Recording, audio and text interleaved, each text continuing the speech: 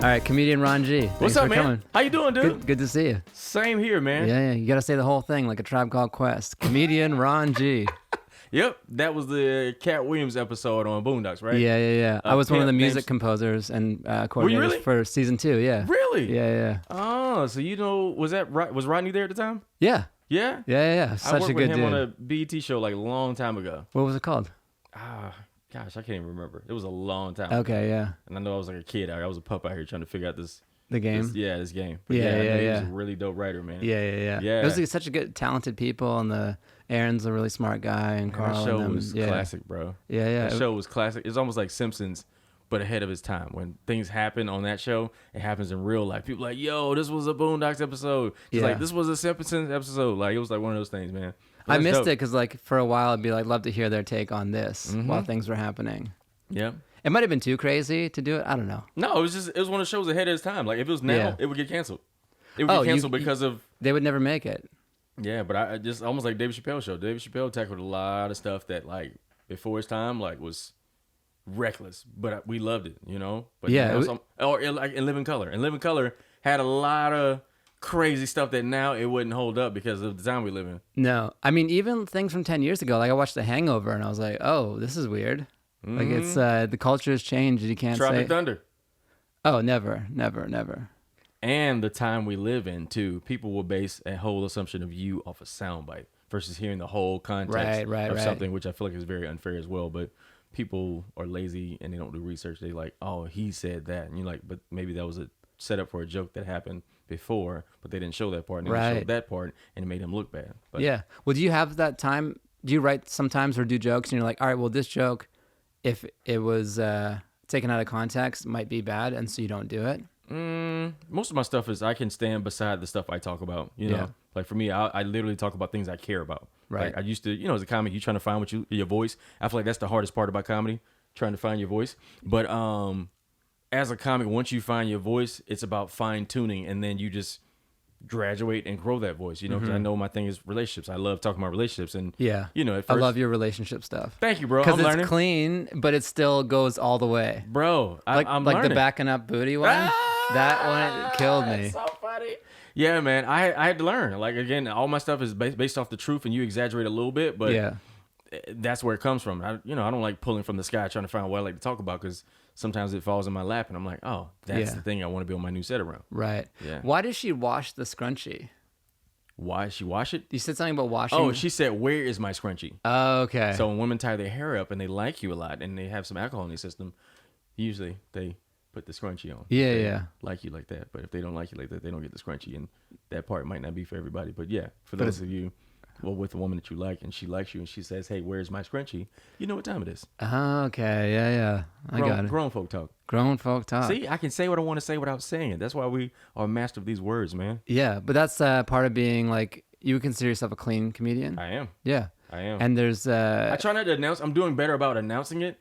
I only announce it when I'm working with kids. Like if I do a kid show or a career day, I'll say, hey, I'm a clean comedian. I'm trying to change this generation. I want y'all to see something different, because that's a part of my brand. That's who I am, But when I'm around adults, they'll start listening for curse words. Like, did he? Oh, did he? Interesting. And I don't like that feeling. Like, let me tell my jokes and later on I can announce it. But if I do it up top, they'll be waiting for a curse word, and I'm like, don't do that. Yeah, you're not paying. You're lost in the wrong thing right now. And what about you? What made you decide to go down that route too? I think for me, I just started feeling that's where I was comfortable. I threw in a few swear words here and there, and I'm like not a person who like doesn't cuss. You're so likable, bro. Like you're such a likable guy. Oh, like thank even you. if you did curse or say something reckless, people are like, why are you talking like you don't fit that? You're such a nice guy. It never made the jokes funnier. Yeah. Like and people kind of like it didn't react, and I didn't need it for the writing, so I just kind of felt like that was the way for me. And I started like doing a lot of family material about my kids and stuff like that. So the things I like to talk about don't really need it. Yeah. And then I think it is a benefit sometimes. Like if that because there's less lanes. What's the benefit? To being clean? Oh, like there's less lanes for... There's less comedians in that lane, so to speak. And side note, you're really good at what you do. Like we get a chance to perform at your show at the Nightcap, and watching you perform new material, but like staying in the pocket like a really good quarterback, where like you didn't like this is your lane, and it's so cool to watch people like be a craftsman of this thing we call comedy. Like, yeah. Because Oh, thanks. That means a lot. They'll say like the lowbrow jokes. I'm like, it's so much meat on that joke. Like, why'd you say that? But watching you say the joke about the whole spray painting the wall joke, I'm like, that was freaking brilliant, man. With your son. Yeah. I was like, that's great, man. But like, you had to take time to write that joke. It wasn't a lazy joke in any kind of way. So for me, I love people that love the craft. Whether you curse or not, I don't care. But just take time and love the craft. Because if you're the comic who's mad at another comic for doing high-priced gas jokes, I'm like, you really arguing over gas prices are so high jokes? Or your quarantine jokes? Like, how did quarantine affect your life? Let's do that. Yeah. Or how does gas prices affect your life versus like talking about this one little thing? And I'm like, I love comedy. Comedy changed my life. It brought me my wife. It took me all over the world. It allowed me to allow my mom's dreams to come true because I said yes to my dreams. So it's like, I love this thing, man. Yeah, it's like Seinfeld said, comedy's more personal than food. So there's enough variety. Then what? It's more personal than food. Oh, of course. Like something you like might not be something someone else likes. And there's enough variety for everyone. And I like all different types of comedians. Absolutely. It's funny, like, same with you, like, I don't know if I should be, like, on my bio, clean comedian. No. I don't do any of that. No. But I did I did like an A/B test when I was emailing some people for some shows. Mm-hmm. Some of them I said clean and some of them I didn't. Mm-hmm. And one guy I said, oh yeah, this is my bio. I work clean. Mm-hmm. And he's like, this is a dirty show for like extreme material. And I was like, got it. Yeah. Still down though.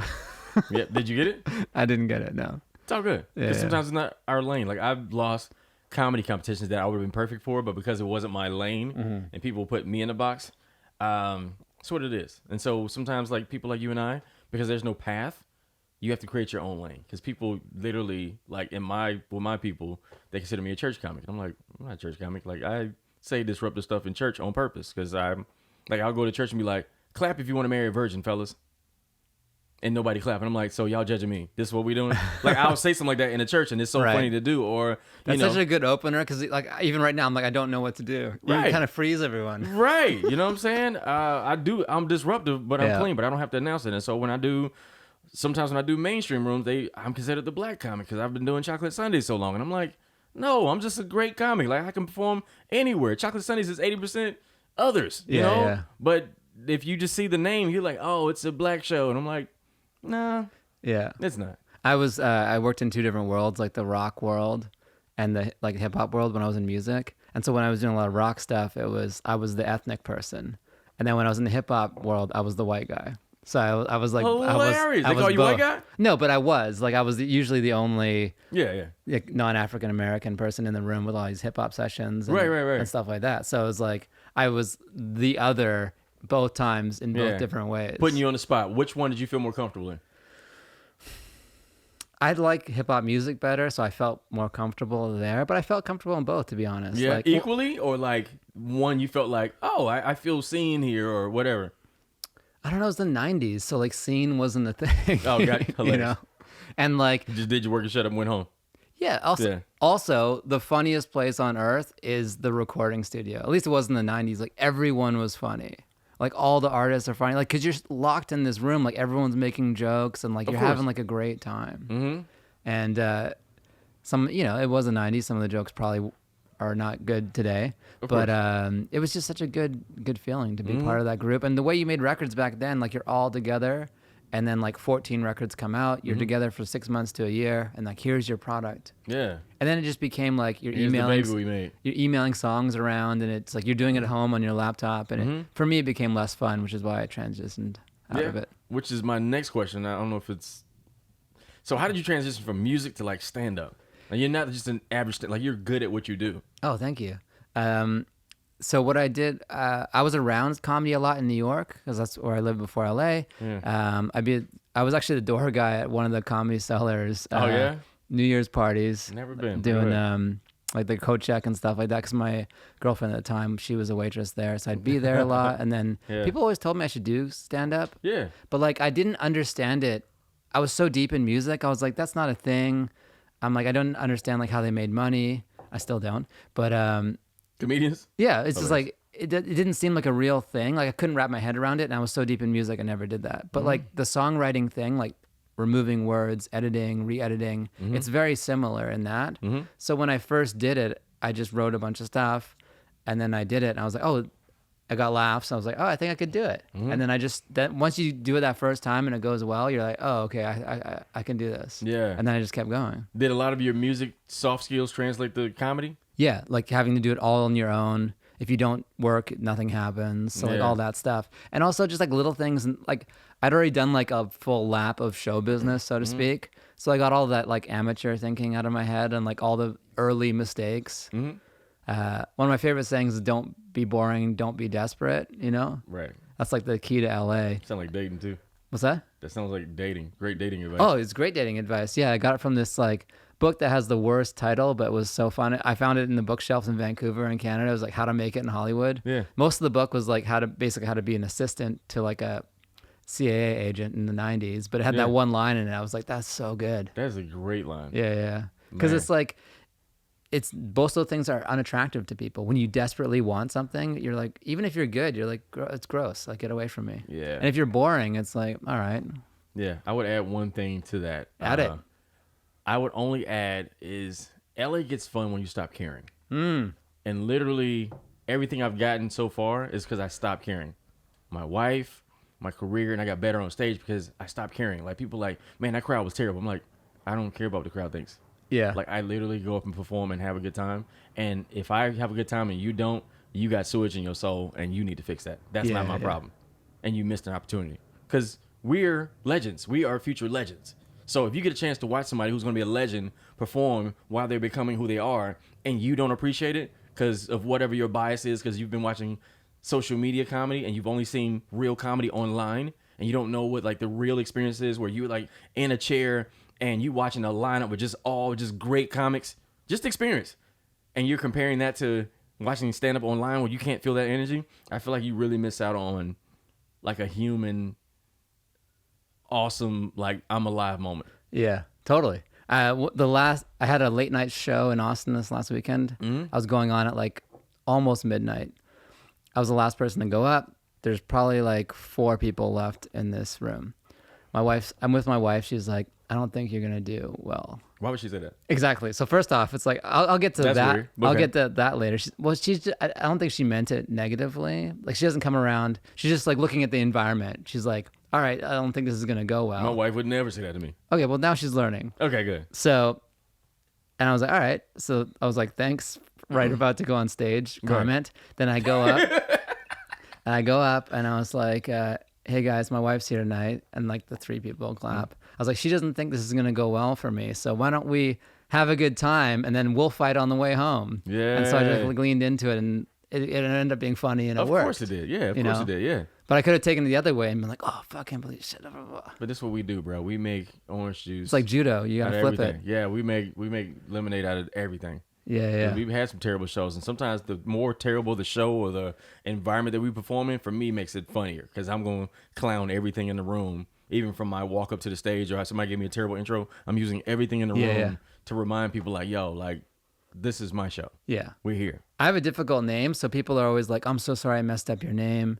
And I'm like, I don't care. I have like 5 ways of getting out of that are funny. Like, I'm like, don't worry at all. Yeah. But you know how hard your life would be if you got on everybody that said your name wrong? I know people like that. I stopped dating girls because of stuff like that. Like at hello and I said their name wrong. Is that why you're short to Ron G? No, my last name is Gaither, Gaither, and I feel like it's not memorable. It can be, but it doesn't have a punch to it. So I've been getting called this since high school, and I'm like, it works. Yeah, it does work, yeah. Yeah, it just works and it's simple, and I'm like, I can say it on at the end of my show, and people are like, oh, I remember that.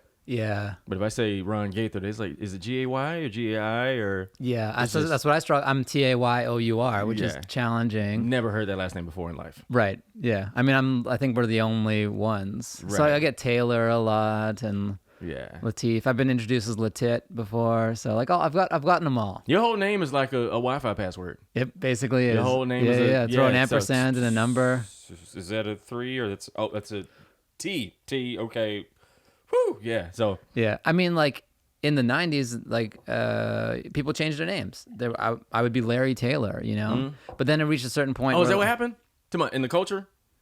Oh yeah, for Hollywood, everyone will come here and change their name. If Tom Cruise isn't Tom Cruise, it's like Tom Krasinski or something. Hilarious. So they come up with a Hollywood name, very clean. Who knew? And so I thought about that. But then at a certain point, I was like, well, if my name is somewhere and I saw Larry Taylor, like somewhere important, like the Comedy Store wall, and it said Larry Taylor, part of me would feel like, why did I do that? Yeah.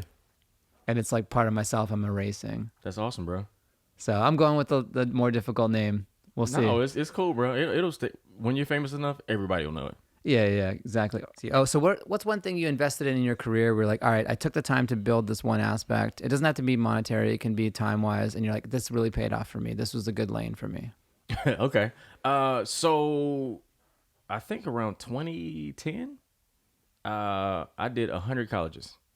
That was back when most comics were trying to figure out how to get on. Like in LA when I first moved here, the only option of getting on was either featuring for an OG, an older comic, or doing colleges. And for me, I wound up doing college, and I did 100 in 1 year. Like I think a normal comic would do maybe 4 in 1 month.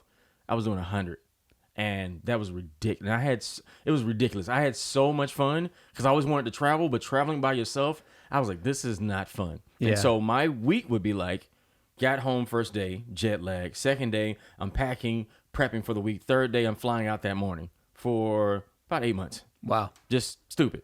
And I remember I think I was in Texas, and I was traveling so much, I wrapped up a show. It was a nooner. I don't know if you've done noon shows, but noon shows is like...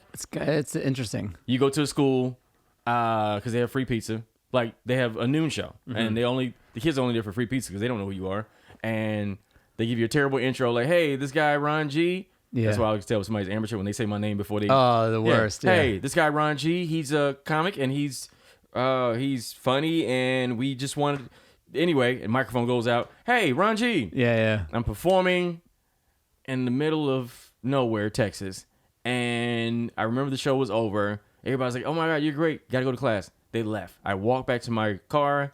I get back to the hotel, and I look at the hotel. Actually, I stood in the parking lot for like 5 minutes because I couldn't remember what color was my rental car. I was just like, I don't know what day it is. I'm just autopilot.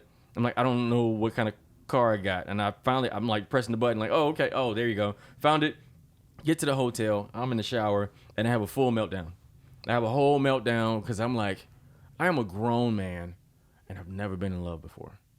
I'm a grown man. I have all the money I've ever asked for. I'm eating bar food every day because everything closes early in small town America, and I'm eating bar food. I'm gaining weight, face breaking out. All my friends stopped calling me because they knew I was never home. Right. Every girl I would date, by the time I got back to LA, they would be dating somebody else because I was gone so long. And I had a full meltdown in the shower. And I said, God, this is not fun. I want to experience love. I don't want a life. I don't want a life with a bunch of trophies and no memories. Yeah. Just a bunch of trophies. And I was like, this freaking sucks. And that was the year where I was intentionally like, I'm going to reach out to my friends. I'm going to start living. I'm going to enjoy this money I made. So I bought a home.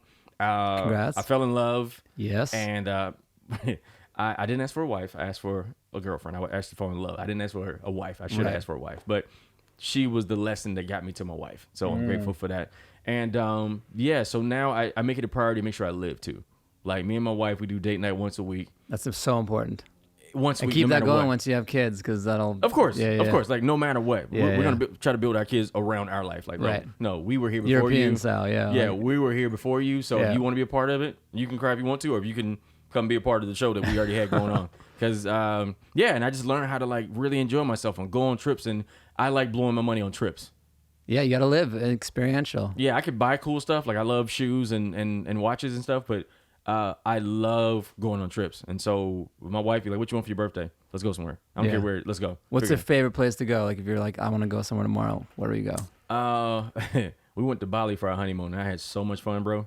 Yeah. I had so much fun because there was a chill side where you like hang out, relax. We had a private resort to ourselves, and then we had another side where you can see a bunch of touristy stuff and like shop and I don't know if you see like on Bali they have the swings with ladies put on the pretty flowy dresses and on swings. I believe it. Oh yeah, so Bali was one, and then also shopping wise, I like London. I love London. I've been to London like 10 times, and I love London. Like I'm like Kevin Hart over there because I don't think they know many people with my style over there, and their setups are very stand up. Like they're very wordy and explain stuff, but they're very conversational. Very conversational. Very story. It's different, you know. But for me, I performed at the O2 Center headline at the O2 Center. That's amazing. And I love London, man. The cultures and all these different groups of people. Like people I've never. I'm from the South. Seeing all these groups of people I never seen my entire life. I'm like, this is incredible.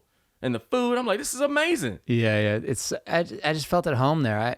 And for some reason, I didn't gain any weight. I was drinking beer. I had like fries and fried food all the time. And you're walking so much and grabbing the tube, and it felt very like at home for me. And I love going places where I don't feel black. Oh, interesting. I know. Like when I go there, and I did feel like nobody cared. Like nobody was tripping about nothing because there's so many different. But sometimes I've gone places, and I'm like, I feel black. This doesn't feel good. Like. So multicultural. Like they say New York is multicultural. No, London is multicultural. London is very multicultural. Yeah. I went to Japan and I felt black. I was like, this doesn't feel good. I think everyone who's non-Japanese feels like a foreigner in Japan. But yeah, it was pronounced. I'm like, I never want to come here again. Like I felt so uncomfortable. I went to Okinawa, which is great. What was it? Hold on. I was in Hong Kong. Hong Kong. That's where I was. And I felt like, I was like, yo, this is not a good feeling. And I was on I've never been. Oh man. Well, this is the whole story, but anyway, I didn't like the way I felt when I was there. The shower breakdown, was it a hand on the wall breakdown or a slide back down the wall breakdown? That's funny. I had to keep it together because my wife was not feeling well, and we had to go to the hospital. Okay. She got bit by something when we were on our honeymoon in Bali. Oh, damn. And so our connect was in Hong Kong. We asked, I think it was in... Jay-Z didn't mention that part. He just said balling out in Bali when it's gorgeous out in Cali. He didn't talk about the bites. Yeah, so we were at the airport, and my wife had she's allergic to mosquito bites. And it didn't look good. And so... Don't go to Texas. Oh, yeah, I'm sure. I'm from the South, so I'm like, I'm used to it, yeah. But we asked, like, is there a doctor in the airport? And they started speaking what they speak, and then they was like, oh, no, you can't get on the plane. I'm like, what do you mean you can't get on? They're like, no, you can't. And I was like, well... we have a plane we have to catch in an hour or so. We just want to know if whatever. And so they was like, you have to go to the hospital. And then once you get cleared, you can get on this plane. And I was like, this wasn't no, what was the mosquito bite thing? Malaria? No, it was like, was it SARS? It was a SARS is respiratory. No, it was something that was, we always had like every year it's a different disease that we got to watch out for. But this is like, it wasn't the mosquito era. It was it was SARS era. No, it wasn't. That's what I'm saying. Like, it was just random. And so the lady was like, you have to go to the hospital to get checked out. Once you get signed up, you can get on the plane. I'm like, all right, shoot. I'm like, I don't know how to get to the plane because the language barrier is so like wide. I don't know what to do. Right. So the lady was like, we'll get you an ambulance. I'm like, all right, cool. We in the ambulance. Ambulance was just so rough and aggressive. No bedside manner. Put my lady on the chair. And I was like, my wife was like, this is weird. He was driving so fast. We got to the hospital. It was like 3 people there, but it took us a long time. Nobody was nice. Very matter of fact. Just the lady was like holding my lady arm and being aggressive, and I'm sitting here like, you can't touch my wife like that. Like, what is happening? And then when it was done, we was like, I don't know how to get back to the hospital, and it was like, well, to the airport, and it was like, we'll call the cab, and like close the door in our face and like just walked off. Wow. And I was like, what? And so we outside the hospital, like, okay. The cab driver came. And we got in, and when I tell you he was driving so fast, like freaking Tokyo Drift, like it was so like I was, when you hold on to, like I was. Oh, like my mom, she holds on to the door. White knuckling, like like me and my wife was like, yo, this, and he was like, you can hear. I was like, oh my god. Then we get out the cab, and he was like telling me the price, and I was like, well, the lady told me it was this amount, and he charged me some ridiculous amount, and I was like, bro. Then we get back to the airport, and they treated us bad. I was like, I never want to come here again. Ouch. Yeah, that's my nightmare, being in like a foreign hospital where I don't know the language. Or a foreign prison. So I'm like, I didn't want to go to jail. I'm like, I'll be in jail forever. Like, so I'm like, let me there's all those movies of people that you never see come back. Locked up abroad. Yeah. Never want this problem. What's the opposite of the question I asked? So like something you're like, I'm going to invest in this one thing. And you're like, just found out like, all right, this wasn't my path. It's not for me. That wasn't for me? Yeah. You're like some people like, I try podcasts. It's not for me. Or I try this thing. And you're like, because you can only do so many things well before you start spreading yourself too thin. And it's always interesting to learn about the ones you eliminate that make the rest of the things flourish. Well, I usually what I've learned too is like try to find things that I love. Like even with social media. Social media is a tough thing. Like everybody doesn't do sketch videos. And I think when I first got engaged to my wife, I used to shoot with one of my homies who had a bunch of followers, and it'd be a bunch of pretty girls at this one house who just wanted to shoot. They didn't have no acting experience. They just pretty and on camera, and he would shoot with them, which is not a problem. But the thumbnail would be the girl. So when I got with my lady, I would shoot with him. We shoot real funny videos. The thumbnail would be the girl with the nice curves, and 2-piece, whatever the situation was. And my lady friends hit me and be like, hit my lady and be like, really? He can post a picture of these girls, but he can't post a picture of you? And I was like, oh, okay. It's that time now. And I had to learn so I had to find my niche on social media alone where I didn't have to worry about other people or waiting on them to edit the videos. And so that's why I do the what's going on videos. I love those where your head pops up. Right, so right. So I had to find something cool that I'd like to do that I didn't have to depend on anybody else. And it was tough at first. I'm like, I wasn't getting traction, but now it's like, oh, okay, cool. Yeah. So you got to find what works for your life. I'm like, is it more important to get followers or have a happy home? And so for me, I'm like, I'd rather have a happy home and figure out how to get followers. So yeah, and you're playing the long game because the clickbait only goes so far. Nope. Yeah. Yeah, I didn't want that headache. So for me, I'm like, it worked. And I would include my lady on the videos. I'm like, what do you think I should do? Once you start including your lady, because a lot of times as artists, we think we need to have a separate license and then have our married life. When I started including my wife, and even during quarantine, I did a game show called Couples Couch, which I would love to have you and your ladies on. Oh, that'd be great. We kind of stopped it. But it was a really dope game show because a lot of my homies would have videos.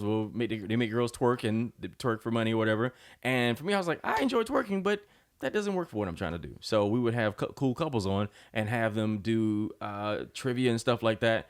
And it became a thing where people hit me up like, yo, you got to get me and my wife on. Because I wanted to meet cool young couples who were different. My parents' generation, you get somebody pregnant, that's your wife. Now it's like, I want to find couples that chose their person, like their person, this is what it is. And then after that, I was like, let's do Q&A. So me and my wife would do Q&A and talk about our first year of marriage. And it helped so many people where people were like, yo, like y'all into something special. And I would add the clips and I would get like 10,000 views on the clips. I'm like, yo, like this is special. Yeah. Because everybody tell you, especially culturally, they like, you should get married, but they never tell you what you got to do in the meantime before you find your person. They don't tell you a lot of things about life. Yeah, once you get married, like what do you do once you get married? Or when you, conflict resolution. Like nobody teach you that stuff. You just have to get hit in the face with it and be like, all right, something needs to change. Yeah. Being tough don't work all the time with a woman who cares about you. Yeah, it's like that should be taught in high school, relationship management and financial management. Like those things are kind of avoided because they're difficult subjects. You know why? Why? There's no profit in it. There's no profit in healthy couples. There's no profit in healthy couples. But if you keep people single and separate, where men think they need this and then women think they need this. There's a whole industry of products for each. They're going to be brunches and conferences and trips for women all the time. I like that you started with brunch. That's good. Women love brunch. They do. Girls get together. Mimosas, alcohol. You got to get the outfits. They traveling. As long as you keep everybody single, like that's the economy. Yeah. Because you have a finance background. Yeah, I was finance and management. I used to be an accountant for a while. Really? I kept getting fired from every job I had, and I was like, maybe this ain't it. Right. I had fired from every job I have a finance degree too. Shut up, bro. Yeah. We have so much stuff in common. Hell yeah. Where'd you go? I went to Pepperdine. Nice. That's up north, right? No, it's here in Malibu. Yeah, that's you. That's up north, like as in north on the PCH. Yeah. So do you know Chinadu? You know Chinadu, right? I know him, but did he go there? I feel like he did. He might have. I feel like he did. Yeah, I don't know him well, but like I know who he is, and we met a couple times. Yeah, that's so cool, man. Yeah. I never wanted to be an accountant either. So how'd you go from finance to music to? How'd you go from finance to music? So I did music, and then after I was kind of done, I just saw like the 40-year-old people in the studio still, and I'm like, that clicked for me in my early 20s. I was like, okay, I don't want to do that. Mm-hmm. So I ended up finishing my finance degree here. I started in Canada. Yeah. And then so I finished it part-time, and then I got it, and I was like, all right, let me take an executive role in the music business. So I used that finance degree just to switch from the creative to the executive side. Gotcha. And then once I did that for a bit, I was like, I need to come back. Right. Yeah. So you'll be sick, man. I needed to switch out of music, but I think I chose the wrong one. What do you mean? Initially. Like finance wasn't the one. Oh, of course. I knew I was done with the music side, but I'd spent I was in music since I was 18. Mm-hmm. So like I was so... there's part of that I really missed. Yeah. So I'm glad I came full circle. But having a finance degree is still powerful. Like knowing all that stuff about money and numbers and being able to do that stuff as well. And investing is a big passion of mine. Like I go to Omaha every year to go to Warren Buffett's annual meeting and stuff. That's so cool. Yeah. And then over time I started doing stand-up there while I was there. Yeah? Do you miss music at all? There's sometimes like look at the ASR sampler. That's the same one that Timbaland uses and stuff. So like, is it really? Yeah, there's times when I want to do it. Yeah. But then I'm like, I'm good. I think one of your kids will pick it up. Oh yeah, my son is the music guy already. Yeah, Yeah. that's so dope. He just has it. Yeah. I don't know if it's because he went to New Orleans with my wife and I while he was still in my wife's stomach. He just picked it up, but Second line dancing in the belly. Something like that. Like he definitely has it. Like, and that's something that like I got a pretty good eye for that stuff. Like I'm like, you have something. I told my friend's kid, I was like, this kid is an actor. Like get him an agent. He's like, really? I'm like, get him an agent. Yeah. He's booking everything. Like he has the kid's like 4, has like an assistant. Like it's an assistant. That's so funny. But also, like I said, what we do is we know pattern. We study human behavior. Yeah, you know what I'm saying? So I'm like that too. When I go to career days, it'll be a kid not paying attention. I'm like, I came here for you. Right. And I know you might not, you're probably bored right now, but I came here to tell you that you're special and you're dope. And I'll see something in them. Because I know you're processing. Like you're processing not looking at me because you're bored. Right. Because you think I'm not everybody else. And I came here to tell you specifically that you're special and you're dope. And this is, you know what I'm saying? Like I that's the part of my passion too. Relationships and helping people find their purpose. Right. So you telling your friend that their kid is special, like that's affirmation. Like that's bigger than why you're here. Like you're not just here for comedy. Yeah, like, yeah. That's huge. Because like we can be in these positions where like it almost fits and like it's almost right, but it's not 100% fit, and that's the hardest one to adjust from. And the thing that you felt when you told your friend's kid that, I'm learning how to be more diligent about that now. Yeah. Because I used to be like, I don't know if I'm supposed to say this. Like I don't know. But now it's like I tell people stuff that I see, and sometimes people are like, "How do you know that?" And I'm like, yeah. I'm supposed to tell you this." I had a thing like my friend sent me her resume, and then she's like, "I gotta submit it to this thing. Can you look it over?" And I looked it over, and I was like, "It's good." And I didn't want to like push back too hard. Right, I was like, "All right, fix these couple things." Yeah. And then I was like, "Now send me the Word doc." So she sent me the Word doc, and I go to town on it. I'm like, "This is how it actually should." I felt like I might hurt her feelings, but this is how it should be. Right. So use what you want. And spit out the bones, and don't use the things you don't want. But like if you really want my opinion, this is it. And it was much harsher, but I feel like I did a better service for her, even if she might be more offended in the short run. Right. Did she get a job? I don't know. This is happening in real time. So this was yesterday. So. Oh, nice. But again, that's why we're here, man. Like even with my comedy, the stuff I say is very disruptive. Yeah. Like this on purpose. Like I'm becoming that guy, even though clean, nice guy, whatever. I'm very disruptive on purpose because I'm supposed to shake up stuff where people have built mythology about themselves and this world we live in. Because a lot of times we argue over mythology.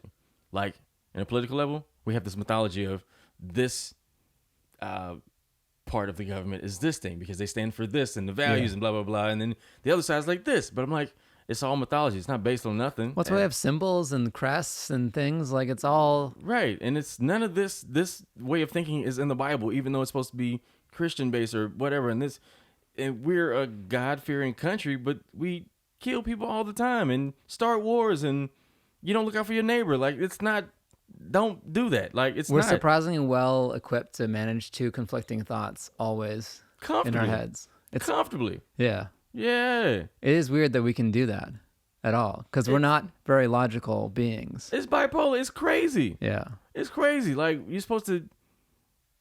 Telling a woman she can't control her body and an unborn kid, and then when the kid is born and just happens to be black and is unarmed, like gets harmed by a cop, then that's okay. Like this is a human. Like it's all life. Like what do we? How do you only validate this thing because it's like? And then we build new improvements on things that are broken, so it's only slightly better. Like it's all mythology. Yeah. It's a good way to keep people in groups. It's like we tell them the story about the group, you get accepted into the group, and now you're this. Yeah. Even like if you're a member of a political party, that's a mythology. It's like a brand. It's also something to identify with. Like it's almost like sports teams. Like this is my team. We win.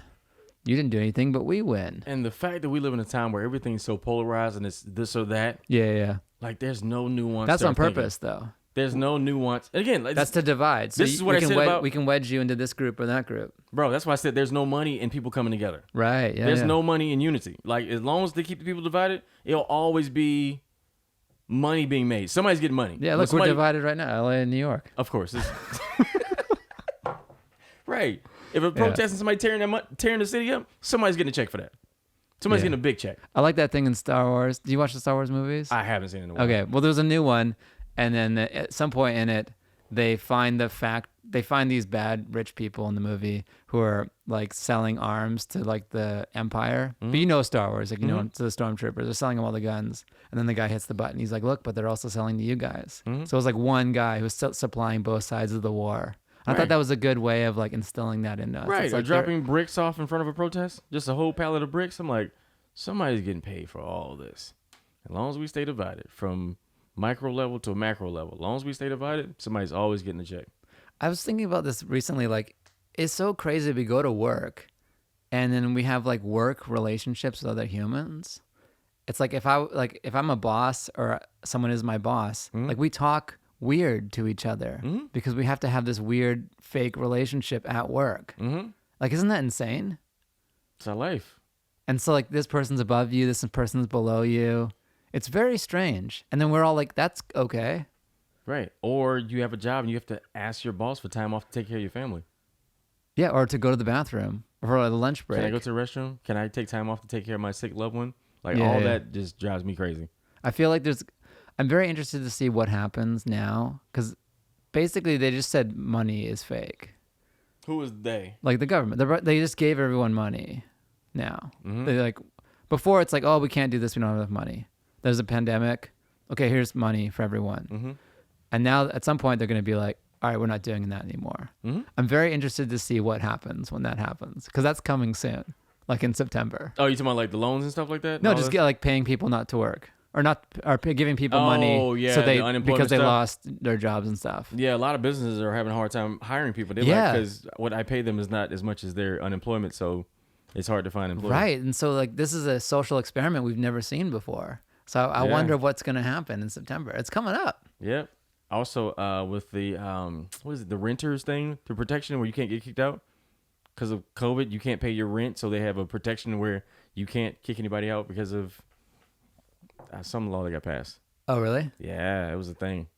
But you can't kick anybody out because nobody's working. Oh, interesting. So it's like a protection for the renters or whatever. But that's so you can't be like, get out. Yeah. Yeah, that's gonna be up soon too. Imagine like, there's two sides to that too. There's what if you bought a house as an investment property for you and your wife, and then you're like, all right, we're gonna rent that out, and now the people can't pay, and then you have to pay the mortgage for that extra house. There's a whole there's two sides to everything too. Like the people who own the property could be in a bad situation too.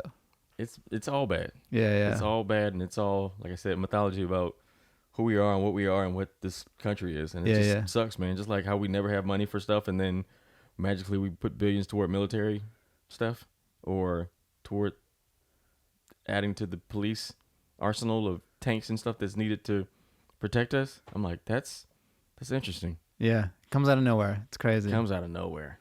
What do you think that's like, this is going to switch gears a bit, but Go ahead. with comedy and like being a clean community, do you feel there's different avenues? Like, do you have to focus on different things than people who don't? Like, are you, like, as you said, churches, right? Colleges. Do you feel like there's different avenues for people who want to go that path? There's a bunch of avenues, but you just have to find your lane. That's why I said the hardest part about comedy is finding your voice. Right. And that's a lifelong journey of, are you really taking inventory of what's happening in your life? Like, I could still be doing fart jokes right now, or Yeah. There was a time where every comic was talking about sitting next to a terrorist on a plane. Like, that was just the standard. My favorite time.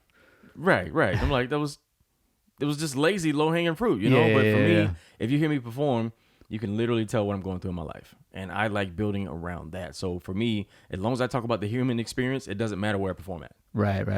Unless it gets too touchy, because sometimes I've talked about how we lie in our relationships to survive. You know, where dudes, you can't tell the truth in your relationship because your wife will punch you in the throat. Like, she will punch. I wish you would come on and be like, man, babe, these women been on me at work. It is crazy in these streets. Ever since I grew this beard out, it's been amazing. As a matter of fact, I'm going to need you to step it up. Help me, help you, help us. And then I'm like, fellas, while you're sitting back, feeling bad, That's hilarious. Walking on eggshells, like, your lady lie to you all the time. Because if you date an attractive woman that lives in a city like Los Angeles, she gets hit on all the time. Like, every time she leave the house, she get offered penis, snacks, and trips to the saloon. But she don't tell you about that. She give you the ugly dude recap. She gives you the ugly dude recap. She volunteers ugly dude information, but what she really doesn't tell you about is her work husband. And that's a whole nother thing. And I'm like, the work husband, the crowd get quiet. Right. And I'm like, fellas, never let another man know your lady work Starbucks order. You know what I'm saying? Like, never let another man, like, there's a guy at your lady job that know her food order.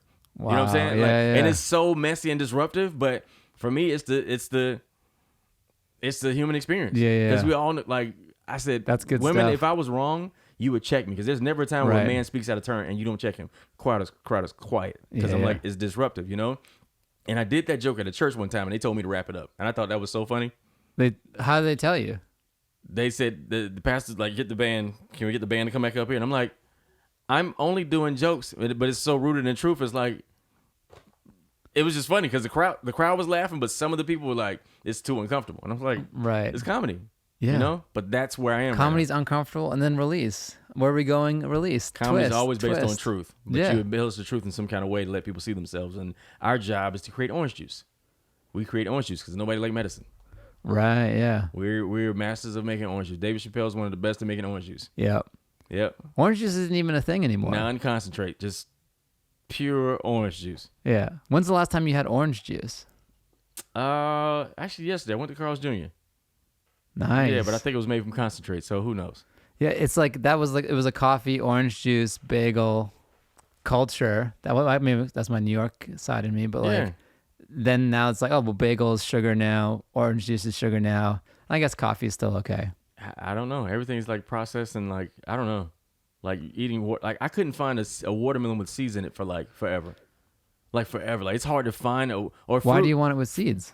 Because it's natural. Like how do you make a watermelon with no seeds? They genetically engineer it. It's made in the lab. So I'm saying like why can't I have a I don't even know what I went to like one of those good grocery stores and they didn't have a watermelon with seeds. And I felt some kind of way about it. And I'm like, this is where we at. Yeah. Most of the fruit we eat doesn't have seeds in it. They're still talking about it. He asked for seeds. They have one there just rotting. Yeah, some nerd asked for seeds. Who do you think he is? Yeah. But my son likes the one with seeds because he takes them out. He's like, we're gonna plant watermelons. Yeah. Has it ever worked? No. Right, but most of the fruit we buy doesn't have any seeds anymore because it's cheaper to reproduce. So like I know nothing about this, but they must splice part of the plant. No clue. I have no clue what happens. Or making tilapia, which is man-made. You know what I'm saying? I heard broccoli was man-made, cauliflower was man-made. A lot of stuff that we eat is like man-made stuff that's made in the lab. And wait, it's tilapia is man-made? You're joking, right? No, I don't know this. Tell me about. Are you serious? Yeah. Tilapia is not real fish. Like it's like made. What is it? Rat? It's made in a farm. But it's a fish. It swims. I know, but like there's no. You can't catch a tilapia. You can't catch. No. Does it have a head? It's a fish, but it's like made by man. It's like not. You can't go out and like, hey, I'm gonna go tilapia fishing. No. Okay. It's made on the farm. So they like took. What is there like a history of the fish? I don't know. It's younger than this table. It's younger than this. It's hadn't been. It's around not long. like a different fish they renamed to like a sexy name. No, it's tilapia. a fish that they created because it's really cheaper. Because sea bass reproduce. is cod, and they're like, we got to change that. It's sea real bass. cheaper to reproduce. It's not a real fish. That's why I never order tilapia. Really? Yes, it's a whole thing. Damn, that's one of our go-tos. Tilapia tacos. Yep. Everything. It's the Johnson & Johnson of meat, of fish. It's like a risky shot. Right. Oh my God.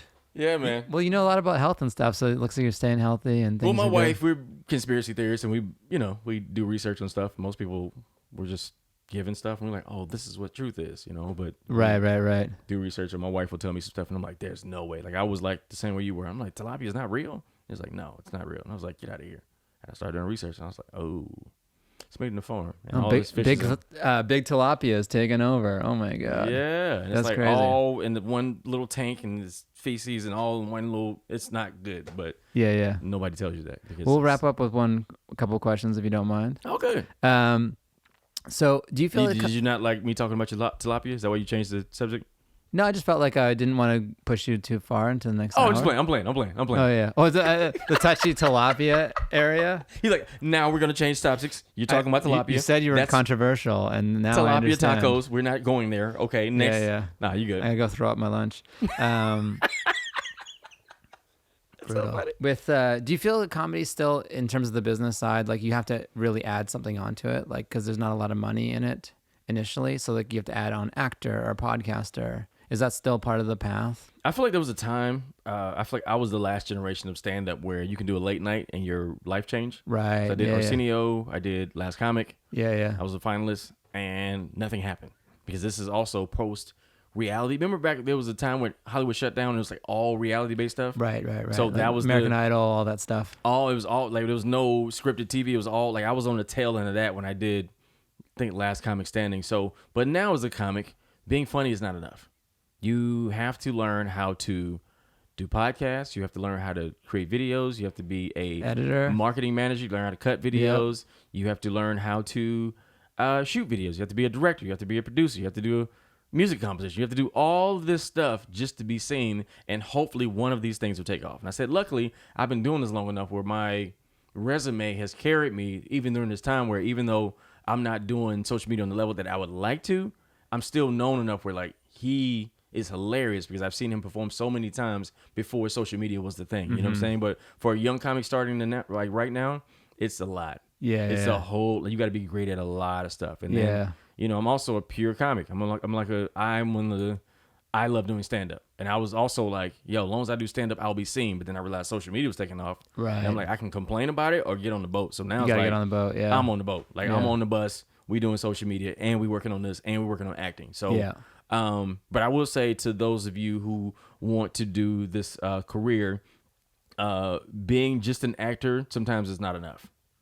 Because the only time you get seen is when you're in the room. But if you're a comedian, I feel like it gives you more leverage in the room if you've done your work as an actor, because I got the TV show I just did. I played MC Light's brother on a TV show, and they hired me literally to be funny. Like that was my job. You played with MC Light, or you were... It's a sitcom about her life. Oh. And I'm her brother. Like we shot 7 episodes, but they hired me to be funny. So the fact that I'm a comedian and the director, like he's made a lot of money, a lot of dope shows around really big name comedians.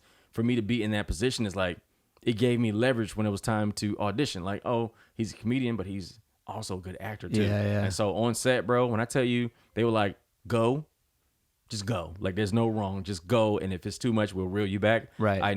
This is my first time on camera having that opportunity. And for me as a comic to riff and somebody tell me to go, I'm like, bro, it was so amazing. So again, for those of you that want to do just acting or just comedy, you can't really do one thing anymore. You can if you want to just eat off and be like a stand-up comedian and just be a working comic.